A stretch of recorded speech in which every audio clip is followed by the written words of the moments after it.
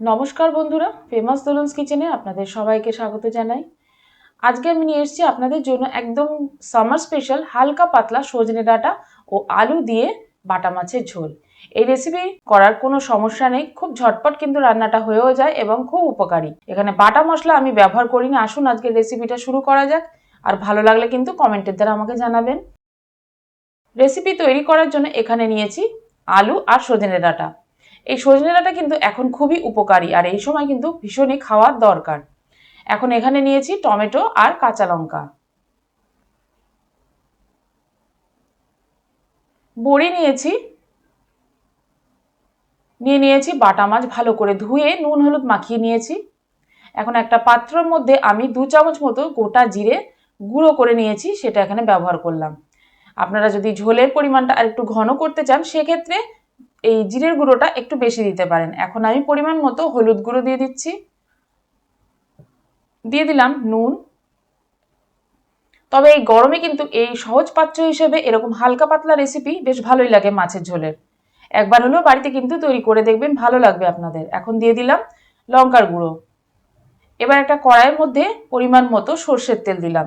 তেলও যে খুব বেশি ব্যবহার করব তা নয়, তেলটা এমনই দিয়েছি যাতে বড়িগুলোও ভাজা হয়ে যাবে, তার সাথে মাছ সবজি সবই ভাজা হয়ে যাবে। খুব বেশি তেল দেবেন না, তাহলে কিন্তু ভালো লাগবে না। যেহেতু গরমে আমরা একটু হালকা পাতলাটাই বেশি পছন্দ করি, সেজন্য আমি আজকে আপনাদেরকে এই রান্নাটা করে দেখাচ্ছি। দেখুন আমার বড়ি ভেজে তুলে নেওয়াও হয়ে গেল। এখন মাছগুলো এক এক করে দিয়ে একটু ঢেকে দিলাম। মাছ দেওয়ার সাথে সাথে তো অনেক ছিটতে থাকে, তাই একটু ঢাকা দিলাম। এখন উল্টে দিচ্ছি, ভালো করে লাল লাল করে মাছগুলো ভেজে নেব। আবারও ঢাকা দিয়ে দিচ্ছি।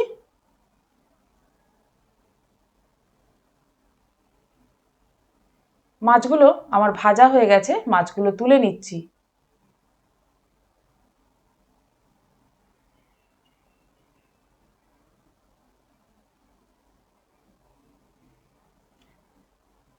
এখন আলু দিয়ে দিলাম সবকটা। আলুর মধ্যে সামান্য নুন দিয়ে আলুগুলোকে লাল লাল করে ভেজে নেব। আমার চ্যানেলে কিন্তু অলরেডি সামার স্পেশাল আরও অনেক রকমের রেসিপি দেওয়া আছে এবং বাটা মাছেরও রেসিপি দেওয়া আছে পটল আলু দিয়ে। তো সেই লিঙ্কগুলো আমি কিন্তু ডেসক্রিপশন বক্সে দিয়ে দেবো, অথবা আই বাটনে দেওয়া থাকবে, আপনারা চাইলে কিন্তু সেখান থেকে দেখে নিতে পারেন।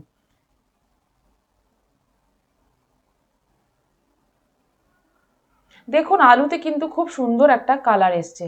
এবার কিন্তু আলুটা আমি তুলে নেব, এরপর বেশি আলু ভাজলে কিন্তু ভালো লাগবে না।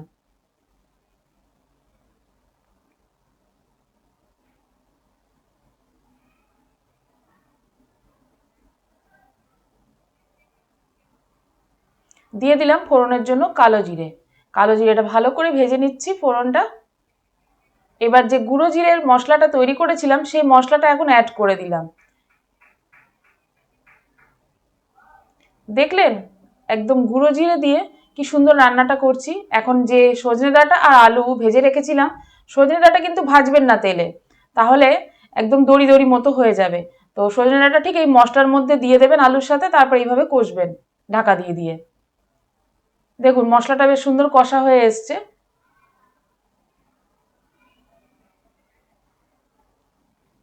এখন কেটে রাখা কাঁচা লঙ্কা আর টমেটোগুলো দিয়ে দিলাম। এবার নেড়ে চেড়ে দিচ্ছি ভালো করে। এরপর আমি এর মধ্যে পরিমাণ মতো জল দিয়ে দেবো। ঝোলটা কিন্তু আপনারা আপনাদের মতো করে দেবেন, কম বেশি যেটাই আপনারা পছন্দ করেন সেটা আপনারা এখানে অ্যাড করবেন। এখন আমি জল দিয়ে দিলাম। জল দেওয়ার পর ভালো করে নেড়ে চেড়ে দেবো।